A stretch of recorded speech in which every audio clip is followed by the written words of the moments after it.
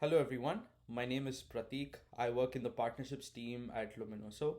I welcome you to a quick demonstration of Luminoso Daylight. So, how do organizations use Luminoso Daylight?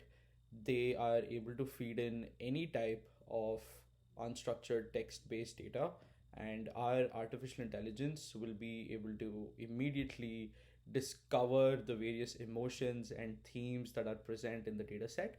And you'll be able to identify the key trends that are there in the data set. You'll be able to identify the concepts that are actually acting as promoters and detractors of a particular score that you want to measure. So, this can be your net promoter score, this can be the employee satisfaction score or the customer satisfaction score, and so on and so forth. So, you're able to quickly understand what is leading to the increase or decrease of that particular score that you want to measure.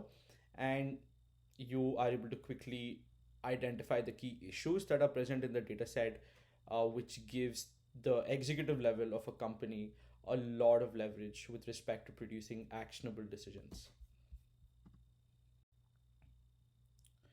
The different ways through which you can access the Luminoso Daylight output, apart from using the tool itself, is through our API. We have a robust API documentation in place. Many of our clients build their own custom dashboards using Power BI, Tableau, Click, and other tools. And at different points while using Luminoso Daylight, you have the option to export the data from a project in the form of Microsoft Excel sheets.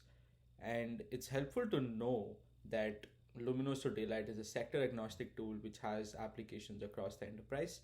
Knowing this can help you avoid any biases as you see some of our product demonstrations.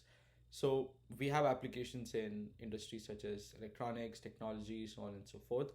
And our solutions are as follows: we capture voice of customer, employee, product, we help in expediting go to market strategies, and we have various other solutions as well, which are available on our website. So, let's get started with our first demo.